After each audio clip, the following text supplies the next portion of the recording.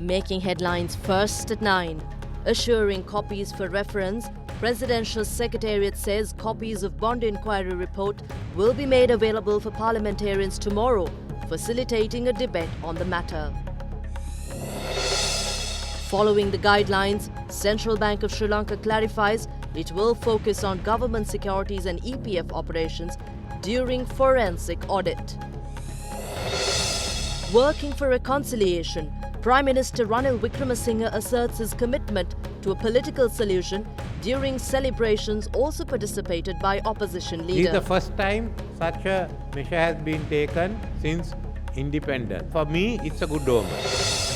More preferential trade access, Sri Lanka and Singapore to finalize FTA during forthcoming visit of Prime Minister Lee Hsien Loong. Violating human rights, couple arrested after their 13 children were found shackled to their beds.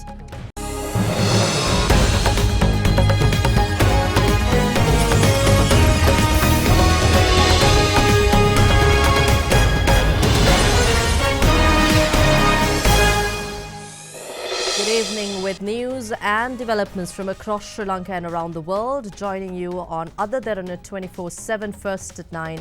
Tonight, I'm Indivari Amwatha.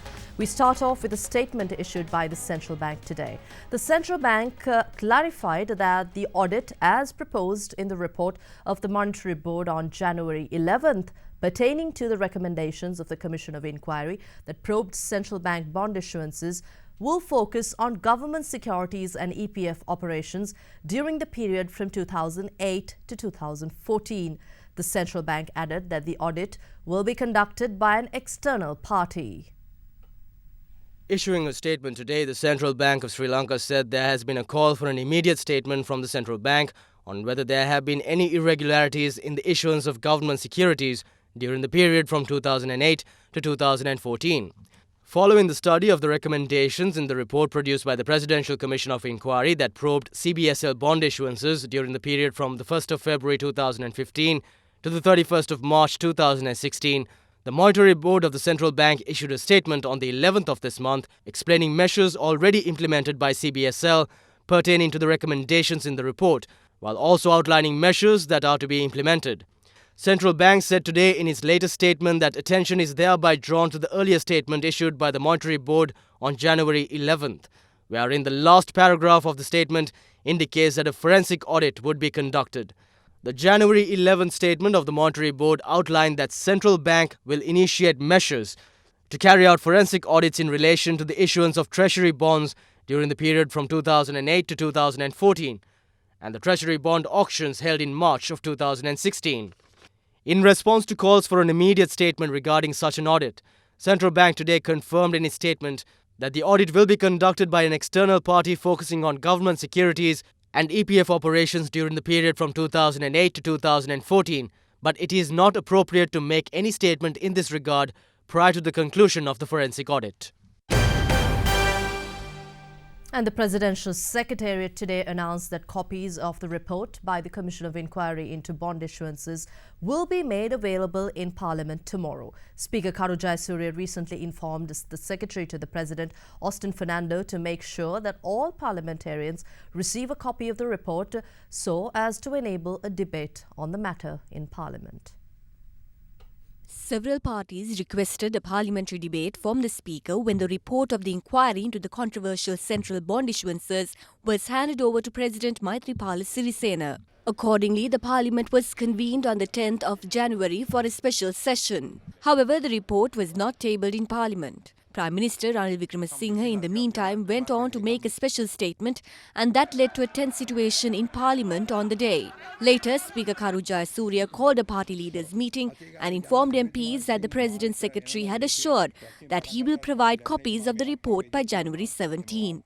Speaking to First at 9, Deputy Speaker of Parliament Thilanga Sumitapal elaborated on the distribution of copies of the report. As per the letter sent by Secretary to the President Maithripala Sirisena, His Excellency, Parliament is expecting the report with regard to the Commission on Bond Scam at Central Bank.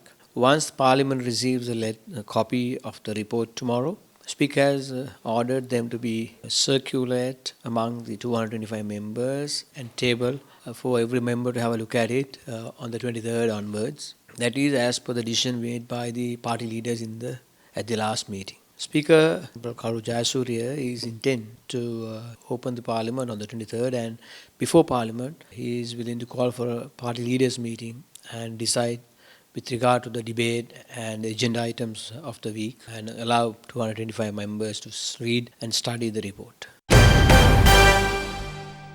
Prime Minister Ranil Wickremesinghe reiterates the government's commitment to ending and finding a political solution to the national issue which is acceptable to all concerned parties. Speaking at the National Thai Pongal celebration held at the Temple Trees yesterday, the Premier said the report of the Steering Committee of the Constitutional Assembly was a first step towards lasting reconciliation.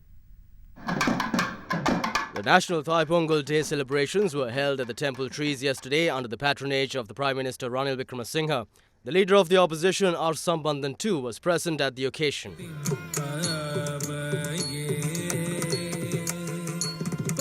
We have had 30 years of strife, of war, which in fact has done immense harm and damage to the society in Jaffna. So we have to build the traditions back just as much as we are rebuilding in Jaffna to consolidate those traditions amongst the Tamil-speaking people, especially in the hill country. President Sirisena and I and the ministers are committed to upholding all the cultures and all the languages in this country. As the chairman of the Steering Committee of the Constituent Assembly, that we were able to deliver a report to the Constituent Assembly based on consensus between all the members of the committee. This is the first time such a measure has been taken since independence. For me, it's a good omen.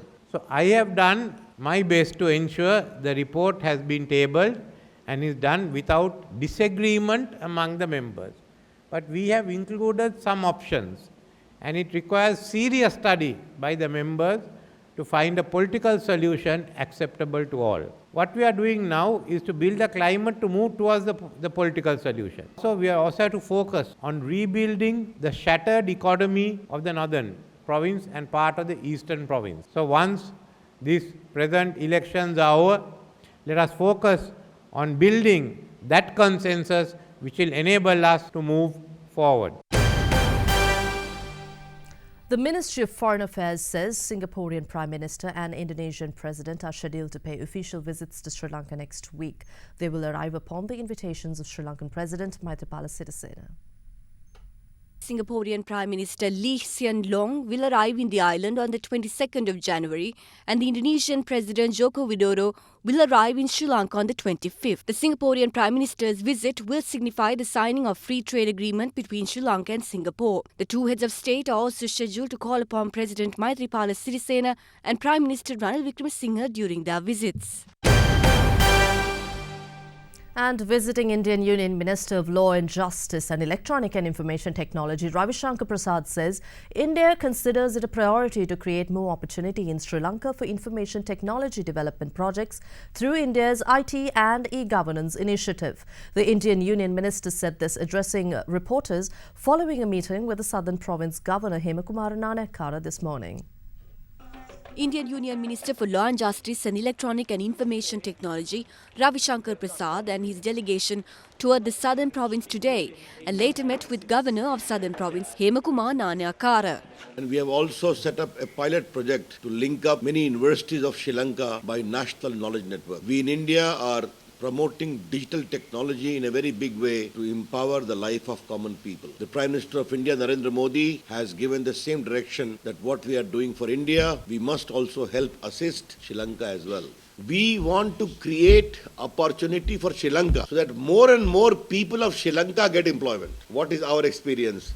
BPO in small towns, common service centers, digital literacy. So we want to help create those platforms in Sri Lanka.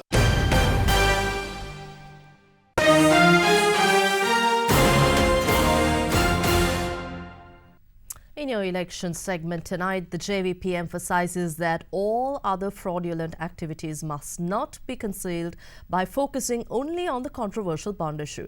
General Secretary of the party, Tilvin Silva, made these comments during an event in Malabar today. Candidates contesting for the Kaduwela Municipal Council representing the JVP made their election manifesto public under the theme Our Program to Develop Kaduwela. Making the manifesto public, the JVP candidates presented it to the party's General Secretary Tilvin Silva. These days, President Maithripala Sirisena is saying that fraudsters must be punished and that he will use his sword for it. But then it isn't a real sword, it's only a toy sword, because no one gets punished by it. And on the other hand, former President Mahinda Rajapaksa is saying that he will not allow any contracts to be taken anymore.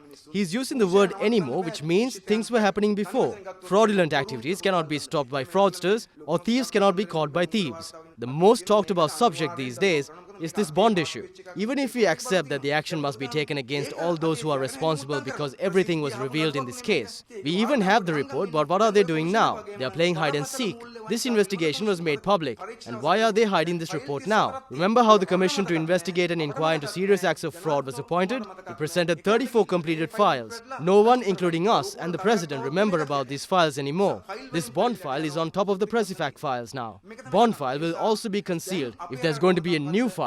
All files are being concealed while all the thieves are still at large. Former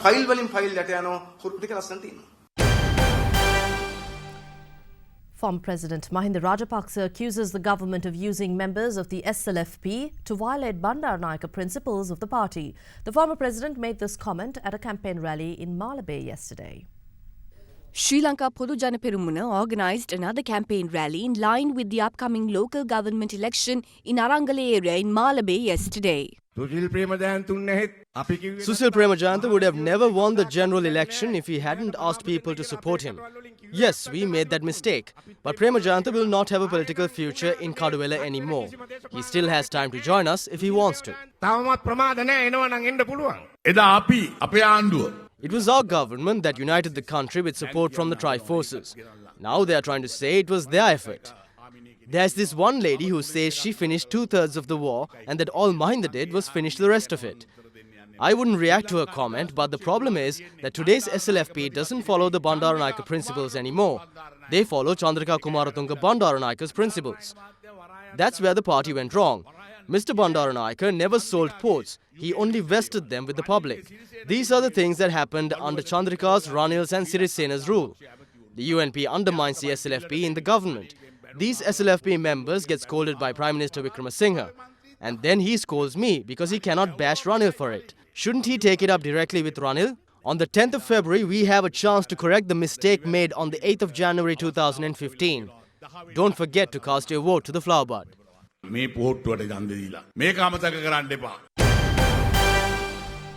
District and electorate organisers of the Sri Lanka Freedom Party held discussions with chairman of the party, President Maithripala Sirisena. The discussions today were focused on the upcoming local government election.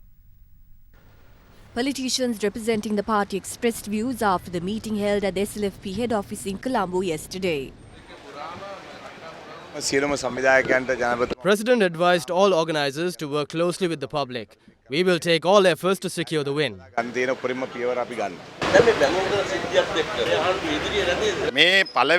This is not the first fraudulent activity that took place in the country. This report itself states that these kind of fraudulent activities were happening since 2008. We were in the previous government too, and we couldn't uncover anything then. But we were able to do it in the present government. So we will take action against those who are responsible. We didn't talk about the flower bud at all. They can do whatever they want. We will go on in our own way.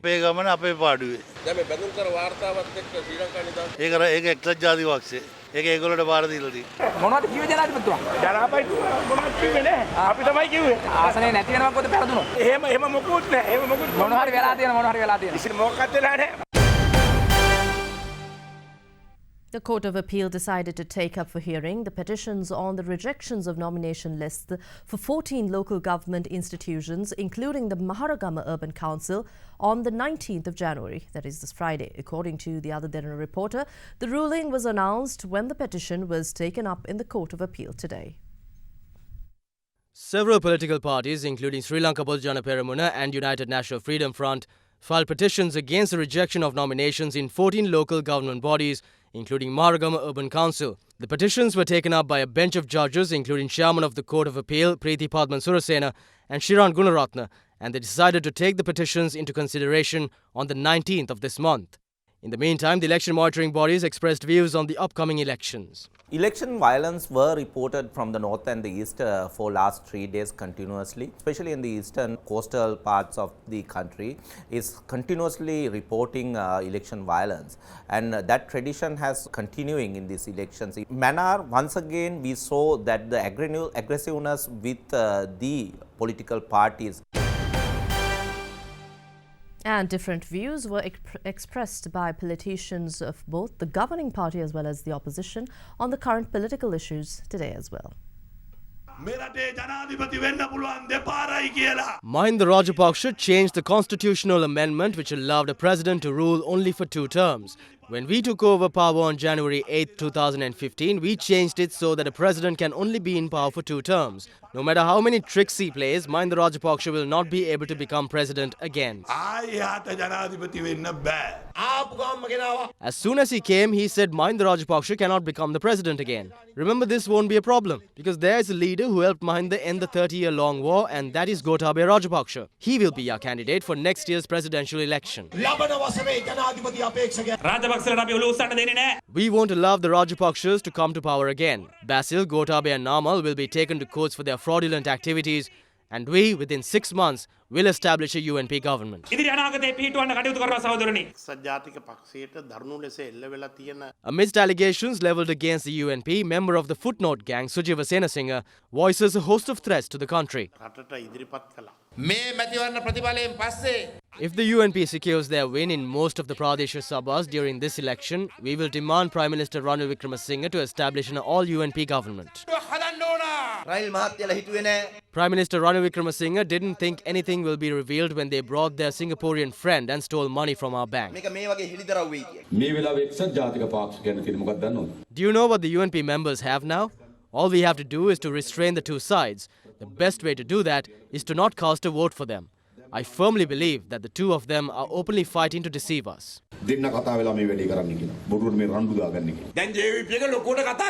The JVP talks big now. Who was appointed as the chairman of COPE? Was it anyone from the UNP? No, it was a JVP member. If we were going to steal, then we would appoint one of our own rather than appoint someone who would work against us to be chairman of the COPE. If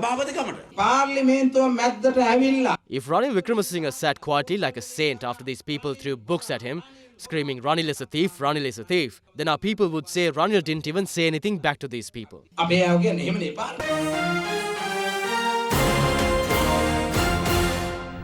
Let's now take a look at a few other stories making news from across Sri Lanka in brief.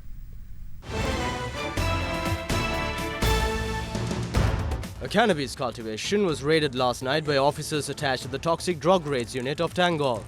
According to police, the value of the cannabis cultivation found in a 4-acre plot of land is estimated to be 30 million rupees.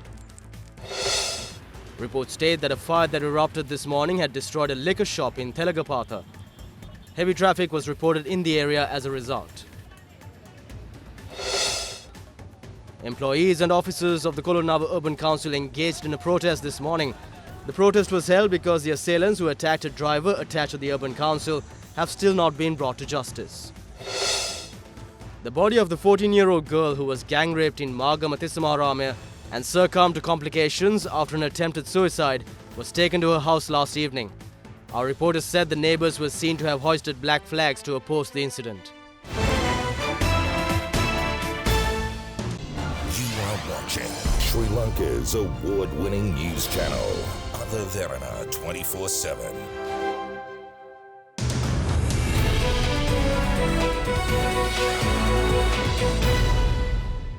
In business news, Sri Lanka will receive $75 million in additional financing from the Asian Development Bank to continue support towards the development of small and medium-sized enterprises. The additional financing from the SME project will increase available loans for participating banks to $175 million by 2020 from the original loan figure of $100 million approved in February last year. The additional support aims to encourage local partner banks to grow their SME portfolio, particularly to enterprises outside Colombo or are women-led. Donald Tusk, the European Council President, weighed into new British debate on whether to hold a second referendum on Brexit by saying today that Britons would be welcome to stay in the European Union. Donald Tusk was speaking at the European Parliament today. Stating the European Parliament on the summit he chaired last month at which EU leaders agreed to open talks with London on the post-Brexit future, Tusk said the 27 remaining member states in the Union had to maintain unity in every scenario. As regards our future relations, what we need today is more clarity on the UK's vision. Once we have that, the leaders will meet and decide on the way the EU sees its future relationship with the UK as a third country. It also means a new set of guidelines. The hardest work is still ahead of us, and time is limited. We must maintain the unity of the EU 27 in every scenario. And personally, I have no doubt that we will. The internal dimension of the migration debate was, as expected, if the UK government sticks to its decision to leave, Brexit will become a reality, with all its negative consequences, in March next year, unless there is a change of heart among our British friends. Wasn't it David Davis himself who said, if a democracy cannot change its mind, it ceases to be a democracy? We, here on the continent, haven't had a change of heart. Our hearts are still open to you. And the Sri Lankan shares fell for a fifth straight session today and closed at their lowest in 2 weeks as local retail investors booked profits in blue chips ahead of a long-delayed local election next month. The benchmark all-share price index lost 26.01 to close at 6,447.61, while the S&P SL 20 index shed 20.04 to close trading at 3,747.16. Here's a look at the stock market update. The market capitalization at the end of the day was 2,948.42 billion rupees. Today's foreign purchases were 743.33 million rupees and foreign sales were 204.07 million rupees. There were 6 crossings today and the crossing turnover was 691.56 million rupees.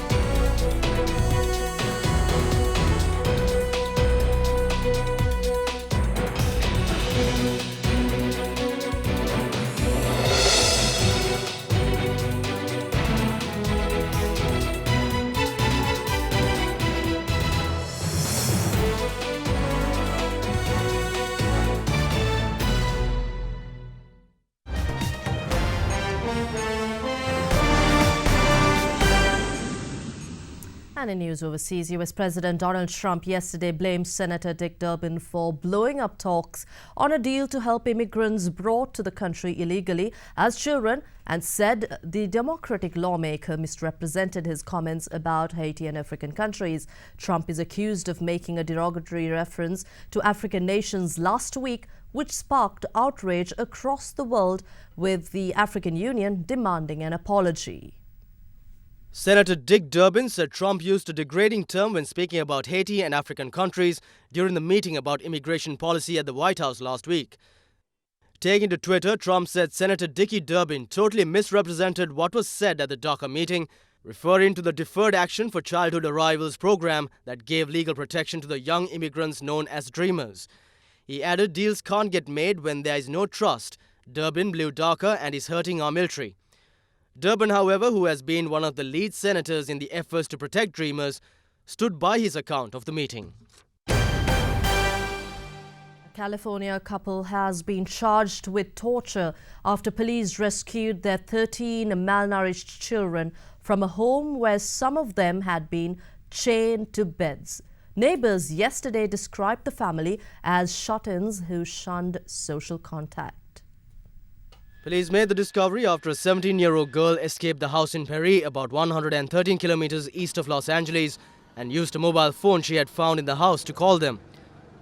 Police said that deputies located what they believed to be 12 children inside the house, but were shocked to discover that 7 of them were actually adults, adding that the victims appeared to be malnourished and very dirty. The children range in ages from 2 to 29, and the girl, who officers had initially thought was about 10 years old, contacted police on Sunday after escaping the one-story house. And now we have more international news in brief.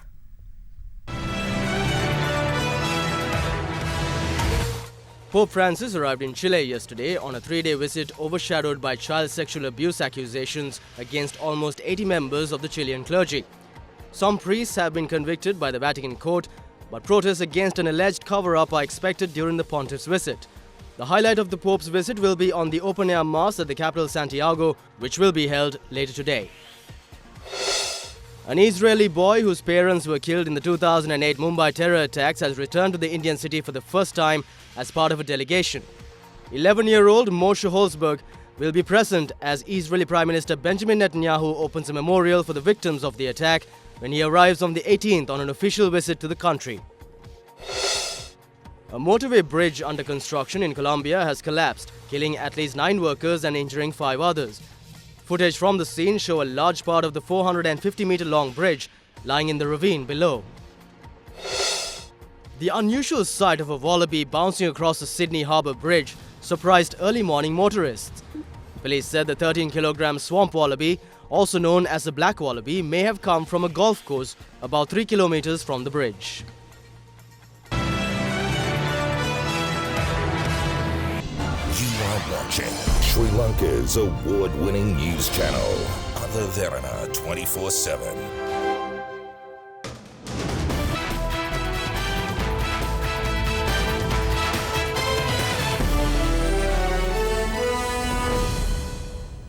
Sri Lanka will take on Zimbabwe tomorrow at the Mirpur in the second match of the Tri-Nations series being held in Bangladesh. It will be the 100th ODI match played at the Sheria Bangla National Cricket Stadium and will begin at 11:30 a.m.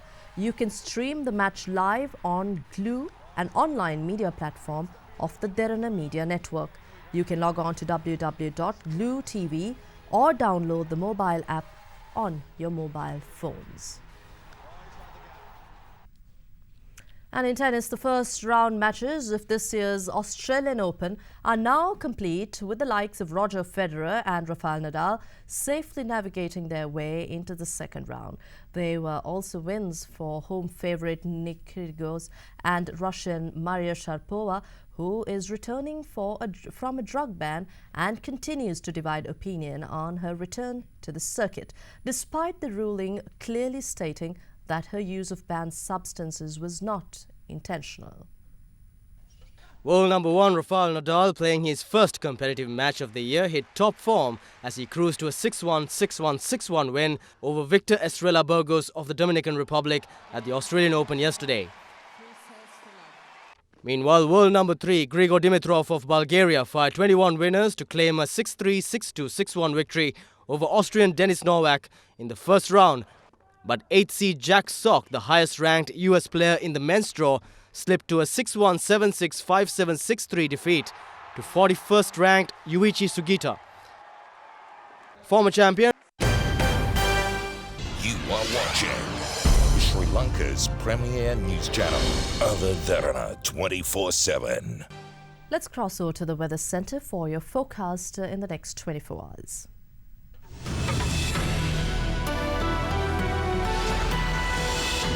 A very good evening and welcome to Forecast First. Now, temperatures are to vary between 17 and 30 degrees Celsius over the course of the day. Now, if you take a look at the map, you can see some clear skies expected in most regions of the island. This means we can expect some sunny weather in the northern region of the island. However, if you move downwards, you can see that there will be some gloomy or wet weather in the Matara and Galle areas in the southern region. Some clear skies and sunny weather is expected in the cities of Colombo and Kandy. That is it from your weather center tonight. Let's now take a quick look at your city-by-city forecast.